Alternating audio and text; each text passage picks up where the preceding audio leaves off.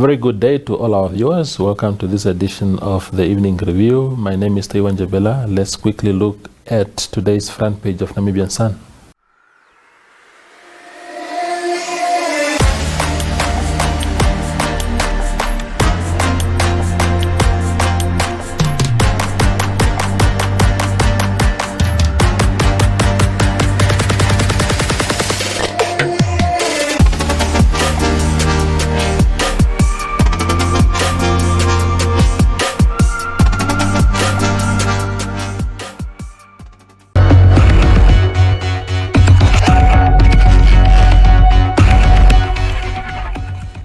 Tonight in the studio we are joined by Herbert Jauch, who is a labor policy analyst, to talk to us about a host of issues related to labor in the country. Welcome back to the show, Herbert. Thank you very much. Nice to be here again. So there's a court case currently going on, brought by the Namibia Employers Federation, the Namibia Employers Association, and about four employers. FP Dutoy, the transport company, is one of those, challenging government's decision or directive that employers may not retrench employees due to COVID-19 for a period of time. Is this a practical directive on the part of government? I think one can debate if it's practical for all companies, especially small ones that quickly run into trouble financially, that they live themselves from hand to mouth, some of the SMEs. Yes. But we've seen very early in the pandemic that many employers, particularly also large ones, are using the pandemic and the lockdown as an excuse to retrench on a large scale. So against that background, that employers using a gap that they have identified to kind of nilly-willy, without any consultation, without any negotiations, without opening the books, following basically no procedures, just informing staff that they have to now leave or forcing them onto annual leave, even if the workers concerned didn't want that. So against this background, there were calls early on to beef up the protection for workers in that period. The Ministry of Labour itself had tripartite consultations with employers like those ones, especially Employers Federation was involved, and the trade unions, to look at ways of how to handle the lockdown from a labour perspective without seeing a bloodbath in terms of job losses. And it's against that background that Rule 19 was then passed, end of April, I think, which is now being challenged in court. And so I would say overall, and in terms of the precariousness of the labour market, the kind of hand-to-mouth living of many workers and the immediate social catastrophe arising from retrenchments, it was absolutely necessary to take such a step in an attempt to prevent mass retrenchments that were clearly unfolding. So would you say perhaps that it shouldn't have been a blanket declaration? How would it have worked if government had said, look, maybe all companies, your tier 1 companies, tier 3 companies, that you confine this directive to certain sectors and certain sizes of businesses? Because like you said in the beginning, I can't imagine Namibia breweries struggling to keep jobs during that period. But someone who makes dresses at the Soweto market in Katutura and was unable to make dresses for the period, obviously that must have been difficult. Do you think it would have been practical to sort of define which companies may fulfill or adhere to this directive? Logistically, that's very difficult to draw the lines. And it's also dangerous to have separate set of rules for separate companies. That will create massive enforcement problems and also defining companies clearly. The ones you mentioned, it's clear-cut, but you have a lot that are in between. So to have one set of rules is probably the only way to go. What government was hoping seemingly to achieve, from what I heard from the Ministry of Labour, is that employers move away from unilateral decision making. Yes. That they open their books, they sit with their staff and say, look, this is the scenario, how can we solve it? Yes. And that seems to be the step that many employers in Namibia are still not willing to take. They want to take decisions unilaterally. So they inform their staff that they must now take leave, or they cut unilaterally percentage from the salary without negotiating, without exploring other options. Now the Labour Act says before you retrench anyone, COVID or non-COVID, independent of it, you must look with the staff concerned and with the trade unions for alternatives to retrenchment. And there seems to be the resistance, that employers just don't want to do that. Nothing prevents employers and workers, either directly or through their union, to find interim arrangements. That differ from company to company. Like you said, some of the large ones, it's no question. They just reduce their profitability for a time being. Some have gone as far as saying, we cut only at the very top, like the management, a certain percentage, so that the lower paid staff members can get at least their package in full. So all these things are possible. But what we see now around the court case is that a fairly large group of employers just doesn't want to go that route. They feel it's their constitutional right to determine who must go and when they must go, who to be retrenched and under what conditions. And there we have a problem of the so-called social partnership, tripartism, being actually a system in deep crisis, that when a crisis hits, employers want to show their muscles and take all these decisions unilaterally and put their own interests of profitability high above the interests of workers and their families, because many are already in a situation of living from hand to mouth, and retrenchments now with little prospect of finding jobs elsewhere are an absolute catastrophe for the families concerned. Indeed. I'm reminded today, Herbert, the fact that does a situation like this remind us also about the importance of having that kind of representation for workers, because if you go from a lot of companies in our country, there's still a lot of them that are affected by this situation, but employees have no one to run to say, look, we've been told that we'll be retrenched, it's our union, can you come and negotiate on our behalf? Does this remind us of the importance of unions also? Absolutely. It's exactly what you said. I got so many calls from workers in distress. They get called in by management and say, this is what we decided. And then if they don't have a union, they find it very difficult to take it up. Now, even when you have a union, we have again a very infamous case of ShopRite unfolding right now. With the company adopting terrible attitude towards wage negotiations. And there's this power game that is unfolding, and unless workers are well organized and have then a strong union to back them up, they find it very difficult to fight their rights through, and especially in the economic arena. Because there's one thing, and this is our so-called free market economy that we have adopted, allows employers for economic reasons to still take those decisions, like retrenching, like outsourcing, downsizing, etc. All these things are still legal within the labor law. And so the court case, what these companies now want is to go a step further. And in that sense, I see the court case as really an attack on workers' rights, as an attack on workers' ability to defend their positions and their livelihoods, and to push the power of decision-making firmly into employers' hands. Indeed. Tell me, Herbert, what is how do you balance now? Because you are an employer. You have a duty, some obligation of some sort to either save jobs, sustain jobs, or sustain the business itself. How do you balance that?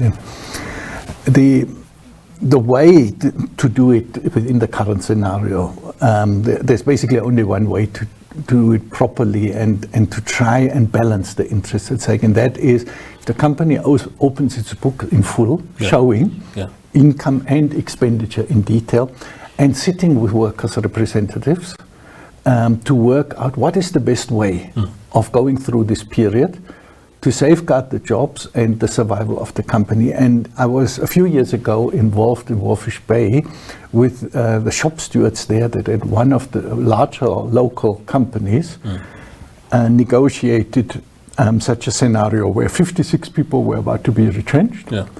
And the shop stewards then identified ways in which they could be retained within the company without having to go through a massive financial crisis of survival for the company itself. And so sometimes when you really open the books and when you look at various ways of cost cutting other than retrenchments, and you have an open mind, you might find ways. There is no one size fits all. For some companies, it's really a terrible scenario, and they might decide we're all going to go on short-term work or shorter working hours to save the jobs. We divide work differently for the time being, up to a scenario where you say, even if you won't work next month, we keep you on the book, so the moment business continues, we will call you back. You are not retrenched. It's just a temporary arrangement. All that is possible, but it requires the political will from the company to do that. And I think that's where we have the challenge, that companies are not really willing to do that. They want to retain this decision-making power for themselves. I understand. Now, with regard to COVID-19, why are employers getting this particular directive, do not retrench for this period of time?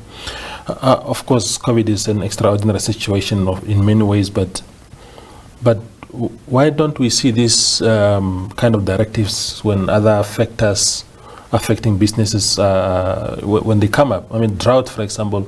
If I have a farm, we haven't had a situation where government says, okay, yes, we have drought now, but find a way to keep, or actually you are not allowed to let your farm workers go. Why is COVID different in your view? I think the scale in which COVID affected the economy as a whole is unprecedented. You're right, the principle should have applied to drought as well. And this is what some unions have argued over the years, that it's still far too easy in Namibia to retrench. You simply say, well, there's an economic problem, operational challenge, and therefore we retrench. And that was by and large what happened. Now, because COVID was so huge and affected a whole range of sectors, almost the whole economy. There was almost no sector that wasn't touched by it. Government felt that this time we need to step in, but it was a crisis-driven intervention. It was not thought through that generally it's been too easy to retrench. Generally, and employers have actually for years argued the Namibian labor market is what they call too rigid. Workers have too much protection. They wanted it to be what they call more flexible, that employers can hire and fire as they see fit. And with COVID, the employers have now seen the gap. And I think this, the scale of the crisis, it affecting so many sectors, has forced government's hand to step in. But of course, we see now some sectors suffering severely under the long-term repercussion, and that's anything related to tourism. Not only the tourism sector directly, but the supply chains to it, the restaurants, the accommodation establishments, aviation, the flights, all of them. So there is, of course, a very serious question of who will survive that. And as we speak here, there's no end in sight. No one can predict at this point at what time borders will be reopened again. And for tourism, it's also a rethink now to focus at least more on local tourists within Namibia, but that can't fill the gap. So the economic crisis is quite far-reaching, and that's the background to the relatively drastic step that government has taken. But from what I understand, it was meant to force employers to negotiate instead of taking decisions on their own. Indeed. I just learned today, Herbert, that of course we now have Walvis Bay being placed back onto lockdown, and I was speaking to the Ministry of Finance today to ask whether they will extend the stimuluses that they had for the nation earlier to Walvis Bay this time around. And what I'm told is that they're not doing that. I'm still to find out the reasons, but is it not only fair then that if you're saying people shouldn't go back to work, shouldn't do this and that you step in as a government to sustain them? Absolutely. Yeah. Absolutely. And this is where the emergency cash grant that was announced early on looked promising, where government realized, look, we cannot keep people at home with no means of survival. Yeah. And the cash grant has at least reached around 500,000 people within a few weeks. So it was relatively successful. Not all, but at least substantially. And absolutely now, when you have to go back to that phase of the lockdown, are we saying now, well, people must now somehow survive on their own, even if they don't have an income. And there the logic would dictate, no, it has to come back. And what I would argue is we need to now think also going forward, independent of the stages of the lockdown, that our economy and our labor market have been so severely affected that we need to guarantee a basic income for everyone going forward. This can't be a once-off, because once, in this case, $750 for the 3-week period are up, then people will still face enormous challenges of survival. And that is what we must address. We must find a way of securing people's survival and decency, even if they in the near future can't find work. And already our labor market was so that about a third of all workers were completely excluded as unemployed, and another large chunk only found work here and there. So in a condition like that, government has an obligation to think of survival and steps to be taken to make it possible. Indeed. You are an advocate of basic income grant. You were one of the champions of that initiative, especially when it was implemented at, was it Chivero and another place? I think there were 2 of them. Having tasted a glimpse of through this stimulus, this 750 in many ways spoke to that concept that you guys were proposing at the time. Do you think now that there's fertile grounds now, there's enough reason to actually, as a matter of fact, do you still stand with that view that basic income grant should somehow still be introduced in Namibia? And having learned from the stimulus package, do you have a different idea or maybe additional ideas on how it must be implemented successfully? I think the COVID crisis, not only in Namibia, but regionally and globally, has shown different attempts to deal with it. And it was very interesting that now several countries, I think including Spain and Scotland, have actually realized, even in their fairly advanced settings, and the US, for that matter, has also come out with a kind of a basic income grant for the time being, 1,200, that in order to deal with a crisis like that, in order to deal with mass unemployment, you must have a policy that's inclusive and comprehensive. And in Namibia, we can compare very easily. We had the Food for Work programs, we had the food bank, we have now food donations, the parcels being delivered, and we had the cash grant. Which of those has had the greatest reach? Which of those was easier to administer? Which of them reached the largest possible number of people within the time frame? And in that sense, our arguments have actually been confirmed that a basic income as a cash grant to all is by far the most efficient solution. The ministry has been very creative in using kind of cell phone and e-banking to pay it out, which is kind of path-breaking in terms of going forward. And so now it's a question of the political will to implement it and to, of course, in the budget, make the resources available. To that, we are right now doing the calculations at the national level. What would it cost basic income at different levels? So in the next few days, the figures will be available. And then it's really a matter of deciding it. And for us, it was interesting how in so many other countries, in India, in Spain, in Scotland, how it has come into the debate as a way of addressing it. And it has shown that it's much more efficient in reaching people, sustaining livelihood, but also keeping an economy at local level going than any of the comparable interventions. And it's far cheaper because you do not need a large bureaucracy to do it. The staff within the Ministry of Finance was able to sort that out. Now, if we establish a proper database based on that, it is quite possible to do it. Indeed. The final question to you, Mr. Jauch, is around, you must have read the reports in the papers this week about government having decided now to, or having found a way of some sort to incorporate these Walvis Bay workers, the fishermen who were on the streets for a long time, to get back their jobs. And it's being done through using the new allocation of fishing quotas as a sort of the bait to get these guys their jobs back. What are your feelings about that? That was in terms of getting those retrenched workers back to work. The only way they do it, the only leverage was actually the fishing quota. But I think we need to go a step further in the question around how we use our fishing industry. We have, since independence, believed the way to do it is giving individual rights, fishing rights to certain companies who then team up with others. But what it has done, it has created a kind of group of people that were just facilitators. Namibians who became millionaires as fishing rights holders and then sold it on. Now the infamous end of it was the fish rod saga, where it became very clear how a handful of well-connected people benefit from that sector.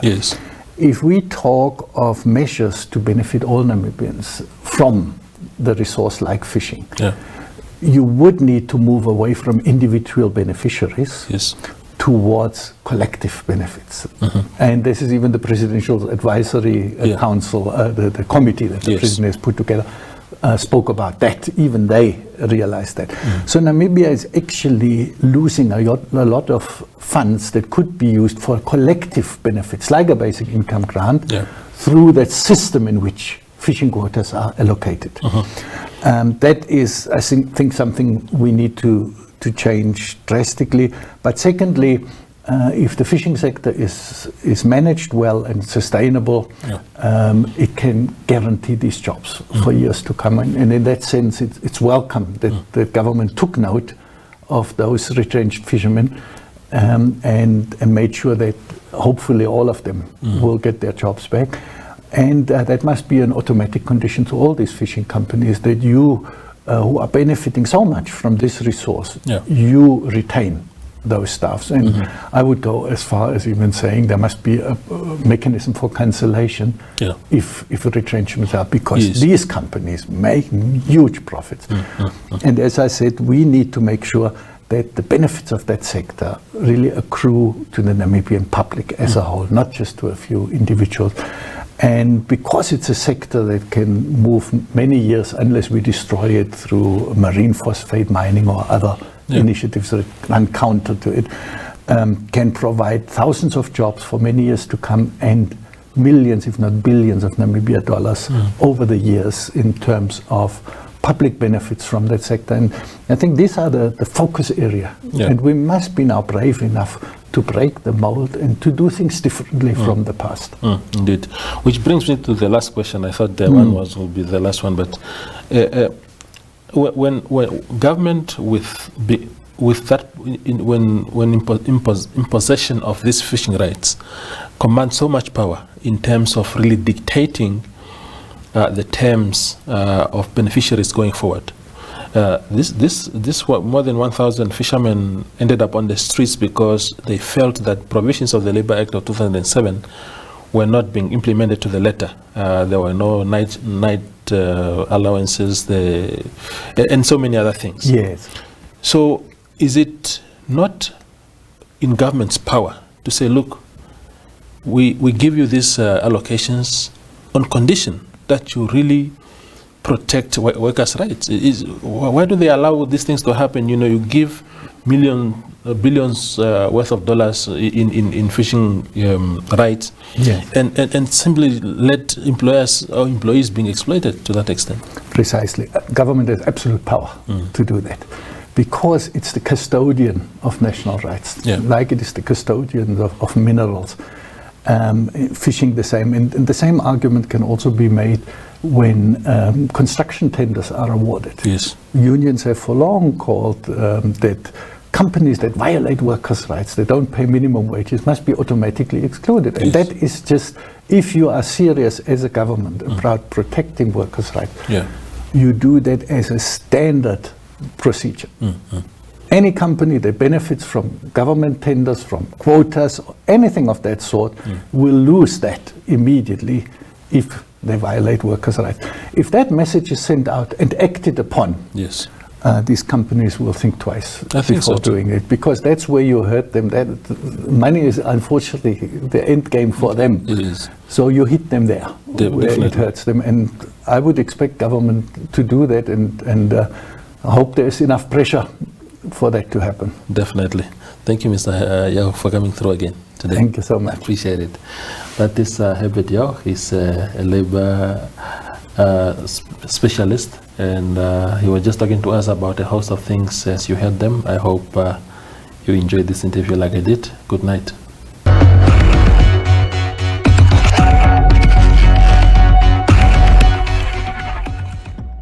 Now, with the ban of the sale of alcohol being lifted today, a lot of people, especially in Windhoek, have gone all out to acquire their favorite beverages. Our colleague Yana Marie Smith went around town today in Windhoek to capture some of the moments where people flocked to stores to acquire their favorite drinks.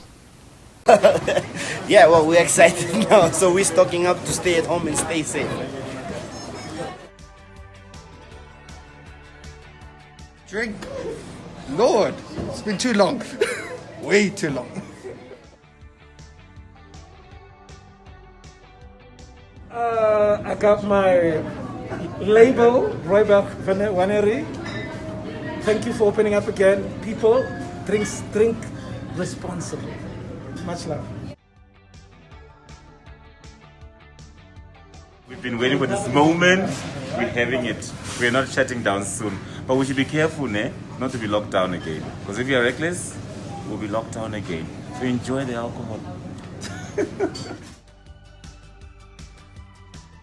It feels great to be able to buy wine and spirits again. We are happy about today.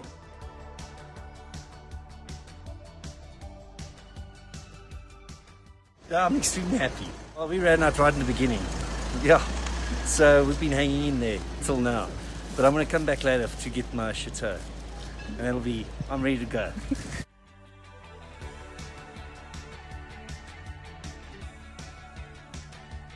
So we're really happy to be able to buy alcohol again. This is a joyous occasion,